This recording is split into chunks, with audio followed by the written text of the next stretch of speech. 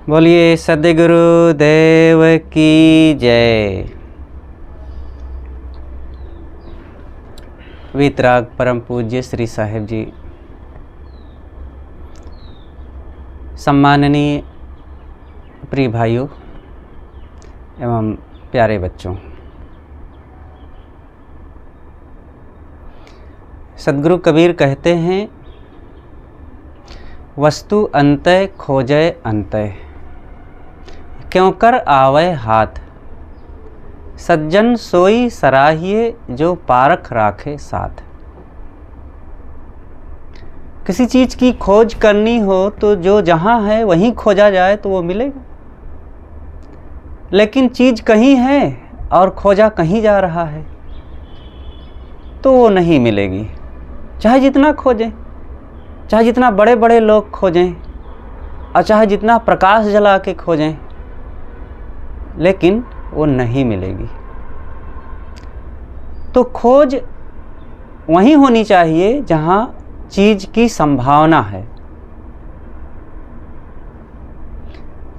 हमारे जीवन में भी यही घटना घट रही है। जो सुख शांति की खोज हो रही है वो बाहर हो रही है और है भीतर। शांति बाहर से अगर मिलेगी तो छूट जाएगी। ये नियम है प्रकृति का कि जो मिलता है वो छूटता है, जिसका संयोग होता है उसका वियोग होता है। जो उगए सो आथवे, फूले सो कुंभिलाए, जो चूने सो ढही परे, जन्मे सो मर जाए। देखो, सुबह सूर्य उगता है। अभी कुछ घंटे पहले ये पूरा वातावरण काली निशा से ढका हुआ था। धीरे धीरे धीरे सूर्य झांकने लगा क्षितिज से और ऊपर उठते उठते पूरी तरह से प्रकाशित हो गया, चमकदार हो गया और ये संसार फिर से पुनः अनेक रंगों का दिखने लगा। ये उगा है सूरज और ये उठते उठते सूरज दोपहर हो जाएगी और तेज, बड़ी तेज गर्मी के साथ सामने आ जाएगा, लेकिन ढलेगा भी और ढलते ढलते ढल जाएगा। सूर्य अस्त हो जाएगा, रात हो जाएगी।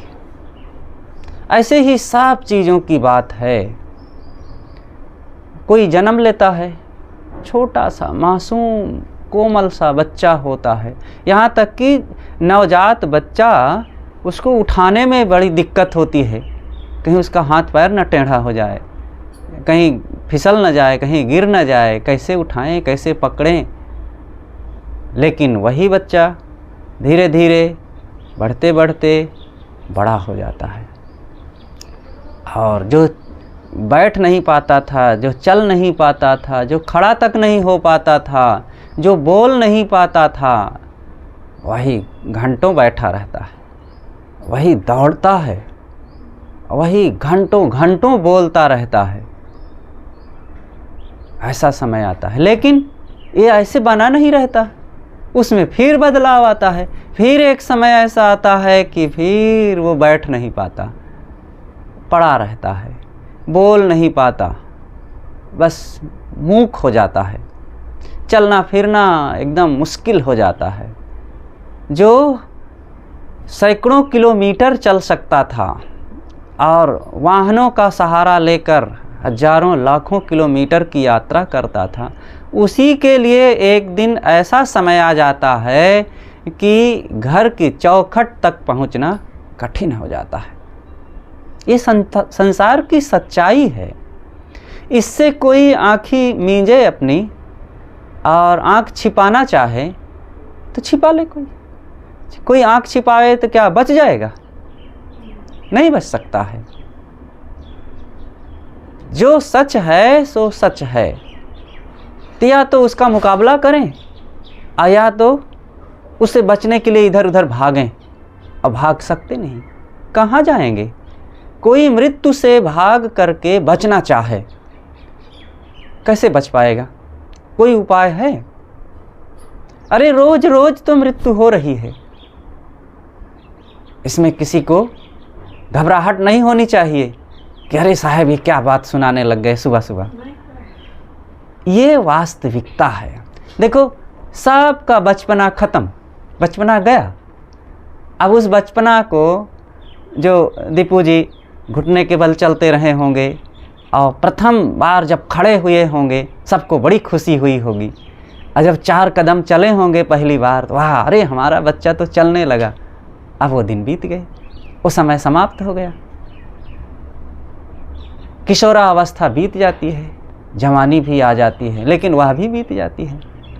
देखो बहुतों की वो जवानी चली गई, वो जो चमकता दमकता सुंदर चेहरा था, लावण्यमय मासूम सा मुखमंडल था, वो सब बीत गया, रुखड़ा हो जाता है, दाढ़ी मूछें आ जाती हैं और धीरे धीरे धीरे मोटी मोटी नसें आ जाती हैं, बाल पकने लगते हैं और शरीर ढीला होने लगता है, चाम में सिकन आने लगती है, सब ये आता है। और इसी रास्ते से सारा संसार गुजरता है, कोई भी हो नर नारी। ये परिवर्तन की एक धारा है, संसार का नियम ही है समस्त चीज़ों में परिवर्तित, समस्त चीज़ों को परिवर्तित करते रहना। बदल रहा है, चीज़ें बदल रही है, समय बदल रहा है, शरीर बदल रहा है और मन भी बदल रहा है। तो अच्छा तो है, ये बदलाव से जब कोई के दोष है तो दोष सद्गुण में बदल जाते हैं, सावधानी आई तो। कोई किसी को रोग है और इसी बदलाव में संयम पथ परहेज किया और समय बदला तो रोग ठीक हो जाता है। अगर एक समान हमारा समय बना रहे तो रोगी सदा रोगी बना रहेगा, दुखी सदा दुखी बना रहेगा और बच्चा सदैव बच्चा बना रहेगा और जो गरीब है सदैव गरीब बना रहेगा, अज्ञानी मूर्ख विकारी लोभी लंपट सदैव वही बना रहेगा। ये तो बड़ी बुरी बात है ना। बदलाव से घबराने की ज़रूरत नहीं, बदलाव बहुत ज़रूरी है। एक बार अकबर बादशाह ने अपने दरबारियों से कहा कि कितना अच्छा होता कि हमारी ये बादशाहत कायम रहती सदैव। तो बहुत लोगों ने तो हाँ में हाँ मिलाया, कहा हाँ हुजूर बिल्कुल, आपकी बादशाहत कायम रहती तो बड़ा आनंद होता, सब लोग बड़े सुखी होते। बीरबल ने कहा हुजूर बहुत बुरा होता, अगर बादशाहत सदैव कायम होती तो बहुत बुरा होता। कहा ऐसे कैसे तुम कह रहे हो? अरे देखो तख्त पर बैठे हैं और चारों तरफ सेवक और नौकर चाकर लगे हुए हैं, और हुकूमत है दूर तक हमारे बृहत्तर भारत में, और बुरा कैसे होता? कहा हुजूर अगर बादशाहत कायम होती तो पहले वाले लोगों के लिए कायम रहती, आपका नंबर ही ना आता। पहले वालों की छुटी तभी तो आप बादशाह बने, अब आपकी छूटेगी तो शाहजादा बनेगा बादशाह। तो ये तो है, सब कुछ बदलता रहता है और संत यही याद दिलाते हैं कि समय बदलता है। एक बार सदगुरु कबीर साहब काशी से भ्रमण करते हुए चले, गुजरात गए और गुजरात में कुछ दिन रह करके तत्वाजीवा के यहाँ जो भरूच ज़िला में पड़ता है, नर्मदा नदी के तट पर, वहाँ काफ़ी सत्संग हुआ, कई दिन वहाँ रुके। वहाँ से सूरत गए और सूरत से फिर साहब को आगे जाना पड़ा, जो आज बलख बुखारा देश पाकिस्तान में पड़ता है, वहाँ गए। तो साथ में एक दो संत थे, तो साहब को शाम हो गई एक जगह, कहें कि चलो आज विश्राम करते हैं यहीं। तो राजा के राजमहल में प्रवेश करना चाहे कि चलो आज यहीं विश्राम करते हैं। तो दरबान बैठा था, दरबान से कहे कि भाई देखो आज इस धर्मशाला में हम विश्राम करना चाहते हैं, सुबह चले जाएंगे। तो दरबान ने कहा कि महाराज ये धर्मशाला नहीं है, ये राजभवन है, आप कहीं और जाइए। तो थोड़ी सी कुछ बात होती रही और सदगुरु कबीर ने पुनः कहा कि भाई आज मुझे इसी धर्मशाला में रुकने का मन है तो रहने दो, और क्या हर्जा है, आपका कोई नुकसान नहीं करूँगा, कहे महाराज ये धर्मशाला नहीं है, ये राजभवन है, यहाँ राजा रहते हैं, बादशाह सुल्तान रहते हैं। तो साहब भी पक्के बहरे बन गए और फिर उनकी बातों को अनसुनी करते हुए कहते हैं कि भैया मुझे जाने दो, क्यों रोक रहे हो, मैं इसी धर्मशाले में रहना चाहता हूँ। तो दरबान नाराज़ हुआ थोड़ा। फिर साहब ने कहा अच्छा बताओ यहाँ कौन रहता है? कहाँ इसमें बादशाह सुल्तान रहते हैं। अच्छा तो इनके पहले कौन रहते थे? कहाँ इनके पिता वो बादशाह थे, वो रहते थे। अच्छा अच्छा तो उनके पहले कौन रहते थे? कहाँ उनके पिता बादशाह थे, वे रहते थे। अच्छा अच्छा तो ये बताओ कि इस समय जो बादशाह हैं इनके बाद कौन रहेगा? कहाँ उनका बेटा वो उत्तराधिकारी बनेगा, वो बादशाह बनेगा, वो रहेगा। कहाँ उनके बाद फिर कहाँ उनका बेटा। अरे महाराज कहाँ तक बताऊँ, फिर उनका बेटा, फिर उनका बेटा, ऐसे रहेंगे। तो सद्गुरु कबीर ने कहा भाई यही तो मैं कह रहा हूँ, यही तो धर्मशाला है जहाँ कोई सदा ना रह सके, एक आवे और दूसरा चला जाए, तो उसे ही तो धर्मशाला कहते हैं। धर्मशाला कैसे होता है? धर्मशाला किसी एक का थोड़े होता है। धर्मशाला में आज स्टेशन में वेटिंग रूम लोग जाते हैं, 1 घंटा 2 घंटा 3 घंटा रहे और अपना सामान रखे, बैठे, बाथरूम में भी गए, कुल्ला किए, पानी पिए, जलपान किए, लोगों से बात व्यवहार किए, ट्रेन का समय हुआ चल दिए। दूसरे लोग आते रहते हैं, फिर वो चले गए और लोग आते रहते हैं। ये है धर्मशाला। तो हमारा घर परिवार, ये गलियाँ, ये गांव, ये बस्तियाँ, ये भी तो धर्मशाला है। तो ये बात बादशाह सुल्तान ऊपर छत पर घूमता हुआ साहब की सुन रहा था। तो उसे लगा कि अरे ये कोई साधारण फ़कीर नहीं है, ये तो बहुत ऊंची बात कह रहे हैं। तो दौड़ता हुआ आया और साहब के चरणों में गिरा और बड़े स्वागत के साथ फिर उनको ले गया और सेवा किया और कई दिन रखा, सत्संग हुआ। इतना प्रभावित हुआ कि फिर तो उसके मन में वैराग जग गया और वो फ़कीर हो गया, साहब की शरण में आ गया, सन्यासी बन गया। और साहब ने उसी की याद में फिर एक भजन बनाया है, सुल्ताना बलख बुखारे दा, शाही तज कर लिया फ़कीरी, सद्गुरु नाम पियारे दा। ये भजन पढ़े होंगे, कोई ना पढ़े होंगे तो देख लेंगे, है कबीर भजनावली में। तो ये बहुत बढ़िया भजन है। तो सद्गुरु कबीर साहब के ज़माने में बहुत से ऐसे बड़े बड़े प्रतापवान राजा महाराजा लोग भी सद्गुरु कबीर के अनुयायी बने, उनके शिष्य बने, उनके संग में सम्मिलित हुए। देखो बादशाह सुल्तान तो हुआ ही, जो आज पाकिस्तान में पड़ता है वहाँ का वीर सिंह बघेल, ये काशी नरेश, ये भी साहब का शिष्य हुआ। बिजली खां मगहर नरेश जो मुस्लिम बादशाह था उस समय का, वह हुआ। ऐसे ही और भी अनेक हुए और सामान्य ऐसे लोग तो होते ही रहे। बड़े बड़े पंडितों में, ब्राह्मणों में भी सद्गुरु कबीर साहब के बहुत से अनुयायी बने, शुरू से ऐसे होते रहे। देखो हीरे मोती सब जगह होते हैं और वे कहीं भी रहो, हिंदू हो, मुसलमान हो, ब्राह्मण हो, शूद्र हो, और चाहे उत्तर प्रदेश हो, बिहार हो, बंगाल हो, उड़ीसा हो, गुजरात हो, किसी एक क्षेत्र की, एक परंपरा की या और भी किसी ढंग से एकांगी किसी की निंदा या बुराई नहीं करना चाहिए। सब जगह अच्छे लोग होते हैं और सब में कुछ ऐसे निकम्मे लोग भी होते हैं। सद्गुरु कबीर ने तो कहा है, नग पसाण जग सकल है, पारख बिरला कोय, नगते उत्तम पारखी जग में बिरला होए। नग, नग का मतलब होता है रत्न, और पसाण पत्थर। रत्न और पत्थर, अच्छाई और बुराई सब जगह होती है। गोस्वामी तुलसीदास जी ने भी कहा है, जड़ चेतन गुण दोष में विश्व कीन करतार, संत हंस गुण गहहि पय परिहरिवार विकार। मतलब प्रकृति ने इस जड़ चेतन रूप संसार को गुण दोष में रचा है, किंतु यहाँ पर संत रूपी जो हंस हैं वो दोष रूपी जल को छोड़ करके गुण रूपी दूध को ही ग्रहण करते हैं। सारग्राही बनना चाहिए। सदगुरु कबीर ने इसके लिए बड़ा मार्मिक वचन कहा है, साधु ऐसा चाहिए जैसा सूप सुभाए, सार सार को गही रहे थोथा दे उड़ाए।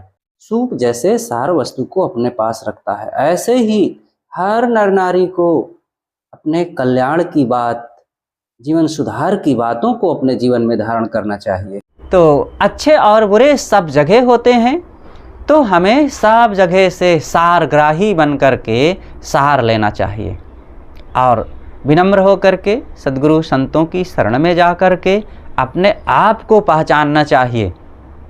हमारे आसपास जो कुछ है वो हमारी नहीं है, चाहे वो चीज़ें हो, रुपया पैसा हो, घर ज़मीन मकान हो, गाड़ी मोटर हो, और हमारा शरीर हो, शरीर की रूप जवानी उम्र अवस्था हो, विद्या बुद्धि ये भी हो, ये सब मेरे स्वरूप से अलग है। जीव का स्वरूप केवल शुद्ध चेतन आत्मा है।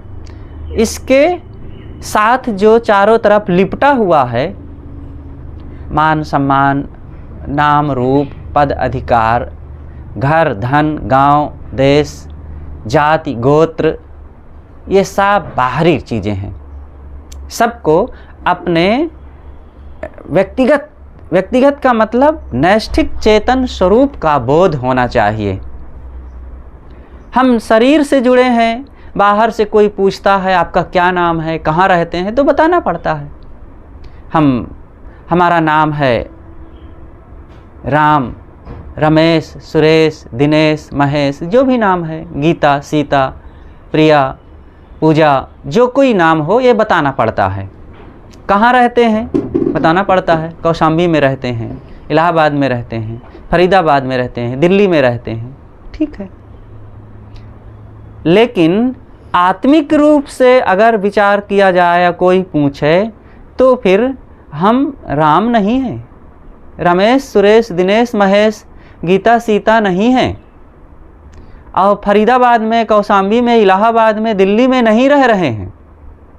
अगर यही नाम है, यही हमारा मुकाम है, तो सदैव रहना चाहिए। न जाने कितने लोग फरीदाबाद में रहने वाले चले गए छोड़कर, अगर उनका था तो रहना चाहिए था, क्यों चले गए? अगर यही शरीर है हमारा तो फिर ये शरीर बना रहना चाहिए। किसको कहें? इस शरीर में हम बचपना को अपना कहें कि जवानी को कहें कि बुढ़ापा को कहें, इसी शरीर में नाना रूप आए, नाना अवस्थाएं आई। इसी शरीर में रह करके अनेक तरह की घटनाएं घटी, संयोग वियोग हुए, हम अपने आप को सुखी या दुखी भी महसूस किए, तो क्या है हम? अब अगर हम शरीर को अपना स्वरूप माने तो कितनी साधारण बुद्धि है हमारी। तो शरीर क्या है? विचार करें, ये शरीर बाल है, चाम है, और हड्डियां हैं, रक्त है, मांस है, नस नाड़ियां हैं, और अंग अंग में गंदगी भरी हुई है। अगर हम शरीर हैं तो यही ऐसी तुच्छ चीज़ है, हम ऐसी घृणित चीज़ हैं। बाल हैं हम, चाम है लिबलिबाता हुआ, पसीना बहता हुआ, मांस हैं हम, नस नाड़ियाँ, खून, रक्त हैं। किसी को कहो कि आप रक्त हो, आप खून हो, आप मांस हो, आप चाम हो, तो उसको कितना बुरा लगेगा ना। ऐसे कह दे तो बुरा लगेगा, लेकिन सब यही माने हैं अपने आप को, देह मान रहे हैं, तो यही गंदी चीज़ें तो अपने आप को मान रहे हैं। देह में यही गंदगी, अंग अंग से गंदगी, मल मूत्र तो रोज निकलते रहता है, बहते रहता है, और आँख नाक कान आदि से, रोम रोम से पसीना। तो ये जब विचार करेंगे तब पता चलेगा कि वो अगर मैं शरीर हूँ तो यही सब हूँ, और कितनी गलत चीज़ हूँ मैं। नहीं, जो मैं हूँ उसके बारे में मैं विचार ही नहीं करता, कोई बताता भी नहीं है। इसके लिए हम समय निकाल करके एकांत में बैठ करके सोचते भी नहीं हैं। तो कैसे पता चलेगा? हमारे पास में ही कोई चीज़ रखी हो और रोज़ रोज़ उसी के आसपास से आते जाते और उस पर नज़र पड़ते धीरे धीरे धीरे उसका महत्व कम हो जाता है। आप लोगों ने भी देखा होगा, जो लोग जिस घर में रहते हैं, चाहे वो चंदन का दरवाज़ा लगाए हों, और चाहे जितना सुंदर फोटो लगाए हों, और चाहे जितना घर दीवार में वे फानूस लगा हुआ हो, पंखा लगा हुआ हो, जाले भी लगे हुए हों, दाग भी लगा हुआ हो, रोज़ सहज रूप से रहते रहते उसकी खामियां और खूबियां दोनों व्यक्ति के लिए सामान्य हो जाती हैं। सबका अपना एहसास होगा। चंदन का दरवाज़ा लगा है तो 2 दिन 4 दिन महीना 2 महीना थोड़ी सी खुशी रहेगी, अरे भाई चंदन का दरवाज़ा, चंदन की लकड़ी का दरवाज़ा लगा है। रोज़ रोज़ रहते रहे, अरे वही चंदन की लकड़ी का हो चाहे बबूल की लकड़ी का हो, क्या महत्व होता है। ऐसे ही चाहे दरार पड़ी हो दीवार में, या साधारण बहुत विशेषता हो उसमें, अच्छे रंग रोगन से सुंदर चमकती हुई पत्थर लगा हुआ, टाइल्स लगा हुआ दीवार हो, दोनों की विशेषता और कमियां भी सामान्य हो जाती। रह रहे हैं दोनों ऐसे मकान में, खा रहे हैं, बैठ रहे हैं, सो रहे हैं, जाग रहे हैं, लोगों से मिलजुल रहे हैं, बात व्यवहार कर रहे हैं, क्या अंतर पड़ गया।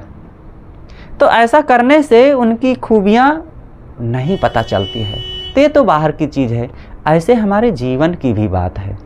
इस जीवन में रहते रहते, खाते पीते सोते जागते, बात व्यवहार करते, लोगों से मिलते, हम बस देह तक सोचते हैं, और जो ज़रूरतें, जो बात हो रही है, जो लोगों की डिमांड हो रही है, जिन लोगों से मिल रहे हैं, जो बेटा बेटी, पति पत्नी, भाई बंधु कह रहे हैं, बस वही बात हमारे ऊपर प्रभाव डाले रहती है, और वही ज़रूरतें हमारे ऊपर हावी रहती हैं। उसी के लिए रात दिन मेहनत करते रहते हैं कि यही करो, यही ज़रूरत है, इसी के लिए हमारा समय है, यही कर्तव्य है। एक बहुत बड़ी चीज़ से हम अपरिचित बने रहते हैं सब समय, वह है मेरा अपना आत्मबोध, आत्मज्ञान, आत्म अस्तित्व। और इसके बारे में कोई याद भी नहीं दिलाता, कहीं हम पढ़ते भी नहीं हैं, कोई स्कूल में भी नहीं पढ़ाता है, और हम स्वयं एकांत में बैठ कर के मनन चिंतन भी नहीं करते, और सत्संग में भी नहीं जाते। और गए भी तो कितने ऐसे संत महात्मा हैं जो इन चर्चाओं को ज़्यादा व्यक्त करते हैं। आत्मज्ञान, आत्मबोध के बारे में कितने महात्मा हैं, कितने बाबा लोग तो बस राजा रानी की कहानियों में ही टाल मटोल कर देते हैं। अब बहुत कह दिए तो गंगा यमुना की बड़ाई कर दिए, और गाय के गोबर को पूज लो इसी से बेटा हो जाएगा, और मिट्टी पत्थर पूज लो, और राम रहीम कुछ कर लो, माला फेर लो, टुन टुन टुन टुन घंटी बजा लो, अगरबत्ती जलाए के ओम जय जगदीश हरे कर लो। बस यही है उनका धर्म कर्म और पाप काटने का उपाय, और जीवन मुक्ति और विदेह मुक्ति का यही साधन हो गया। अरे वो लोग तो ऐसी चर्चा में छुए भी नहीं है इन बातों को, और लोगों को भी धोखा दे रहे हैं, स्वयं धोखे में पड़े हुए हैं। आत्मज्ञान की चर्चा होनी चाहिए, और ये मानव जीवन में संभव है, मनुष्य के लिए परम कर्तव्य है यही एक काम करना। धन कमा रहे हैं खाने के लिए, और खाना तो पशु भी रहे, पक्षी रहे तब भी खा रहे थे, जीवन निर्वाह कर रहे थे। धन कमा रहे हैं मकान बनाने के लिए, मकान या निर्वाह की व्यवस्था तो पशु रहे तो भी कहीं बिल खोद लिए थे, तो कहीं मांद बना लिए थे, तो कहीं घोंसला बना लिए थे। कमा रहे हैं बाल बच्चों के लिए, अरे कमाना, बाल बच्चों को पोसना तो पशु रहे तब भी यही हो रहा था। तो आज मनुष्य होकर पढ़ लिख करके बड़ी शिक्षा और बुद्धि और बड़ी योग्यता हासिल करके भी कौन सा तीर मार रहे हैं। जो लोग कहते हैं बड़ा साहब, बड़ी जिम्मेदारी है, बड़ा कर्तव्य है, और बड़ी व्यस्तता है, और बहुत हमारे लिए चारों तरफ से तनाव है, इतना जिम्मेदारी है। क्या है संसार में, तुम कुछ भी नहीं कर रहे हो, धूल मिट्टी को इधर से उधर कर रहे हैं बस। जैसे बच्चे बचपन में धूल में खेलते हैं तो धूल बटोर करके घर बना लिए, कहते हैं ये मेरा कमरा है, ये मेरा बेडरूम है, ये मेरा बाथरूम है, ये मेरा टॉयलेट रूम है, ये मेरा किचन रूम है, ये क्या क्या क्या सब बनाते हैं। वो एक घटना याद आती है गुरुदेव जी की। सन 1989 का कुंभ मेला चल रहा था। देखो अभी कुंभ मेला आने वाला है, ये 2025 की शुरुआत में प्रयागराज का कुंभ मेला लगेगा, और आप सब लोग वहाँ पधारिए। तो सन 1989 का कुंभ मेला था। गुरुदेव जी उसी कुंभ मेले के कैंप में थे। इलाहाबाद से ही एक सरदार परिवार गुरुदेव जी के दर्शन करने के लिए, सत्संग के लिए वहाँ आया। तो एक चावला जी थे, वे लोग आए, उनको हम जानते हैं, अनेक बार हमारे सामने भी आते रहे। तो उनका एक पोता था जो ज़्यादा से ज़्यादा 2-2.5 साल का था। तो वे जो बड़े लोग थे सब गुरुदेव जी के पास बैठ करके उनके कुछ विचार सुनने लगे, और जो छोटा बच्चा था वहाँ से उठा, पास में ही एक जगह हो गया और धूल में खेलने लगा। वो बालू इकट्ठा करके घेरा कुछ बना रहा है और उसी में कुछ डिजाइन दे रहा है। तब तक गुरुदेव जी के प्रवचन में जाने का समय हो गया और उन आए हुए लोगों से भी कहे कि चलो सब लोग पंडाल में बैठो, मैं भी वहीं चल रहा हूँ, फिर वहीं सुनाऊंगा। चल पड़े, साथ में गुरुदेव जी भी आगे आगे चले। जैसे ही आगे बढ़े देखे कि वो बच्चा खेल रहा है, तो गुरुदेव जी ने उनके जो घर वाले थे बच्चे के, उनकी तरफ मुखातिब हो करके कहते हैं कि देखो ये बच्चा बड़े काम में लगा हुआ है, बेटा ये क्या कर रहे हो तुम? तो बच्चा कहता है मैं घल बना रहा हूँ। अच्छा, लेकिन तुम्हारा घल तो यहाँ बिगड़ जाएगा, यहाँ तो पानी आता है, बह जाएगा। क्या नहीं, मेरा घल मजबूत है, ये मेरे मम्मी का कमरा है, ये मेरे पापा का कमरा है, मेरे दादाजी का कमरा है और मेरा घल मजबूत है, नहीं बिगड़ेगा।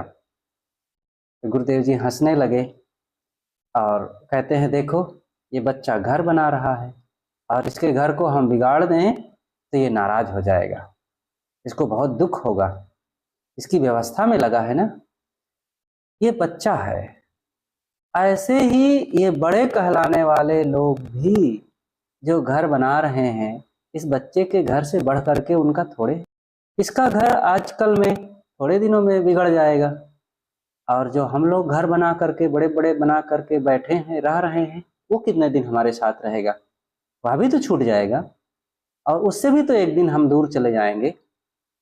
इसलिए इन धूल गर्दे के, मिट्टी पत्थर के घरों में ज़्यादा मोह ना करें। मोह करने से अपने आप से हम दूर हो जाएंगे और यही है सत्य से दूर हो जाना। सतगुरु कबीर इसीलिए कहते हैं वस्तु अंतय खोजे अंतय क्यों कर आवे हाथ, सज्जन सोई सराहिए जो पारख राखे साथ। वस्तु अलग है, खोजते हम अलग हैं। शांति, प्रसन्नता, निश्चिंतता, परम सुख, परमानंद कहीं और है और हम खोजते कहीं और है। चाहे जितना खोजते रहें, अन्य जगह खोजने से वो चीज मिल नहीं सकती है। जहां है वहीं खोजें, जहां है तहां ले पहचाने। सतगुरु कबीर ने ज्ञान चौतीसा में जो कहा है, यहाँ निग्रह स्नेहु करु निर्वार संदेहु, नहीं देखे नहीं भाजिया परम सयानप येहु। जहाँ न देख तह आप भजाऊ, जहाँ नहीं तहाँ तन मन लाऊ, जहाँ नहीं तहाँ सब कुछ जानी, जहाँ है तहाँ ले पहचाने। जहाँ है वहाँ पहचानो और वो आपके स्वरूप में है। आपका स्वरूप जो चेतन दिव्य आत्मा है वो सुख स्वरूप, आनंद स्वरूप ही है। फिर दुख का अनुभव क्यों हो रहा है? क्योंकि हमारी चित्तवृत्ति, मनोवृत्ति वो विषयों में भटक रही है और जहां नहीं है वहां भटकने से वो उसके अभाव की अनुभूति में रात दिन दुख पा रही है। बस दृष्टि को बदलना है, बाहर से आत्मा की ओर, विषयों से, संसार से, बहिर्मुखता से आत्मा की ओर, अंतर्मुखता की ओर मन को लगा दें और जैसे ही अपने आप का बोध होगा और आत्म बोध में हम ठहरेंगे, फिर सारा भटकाव बंद, फिर तो आत्म तृप्ति, आत्म शांति का अनुभव होगा। इस प्रकार से हम लोग अपने जीवन को गढ़ें। बस अपनी बातों को यहीं पर समाप्त करता हूँ और आप सबको बहुत बहुत मंगल कामना करते हुए सबको सादर साहे बंदगी, साहे बंदगी, साहे बंदगी।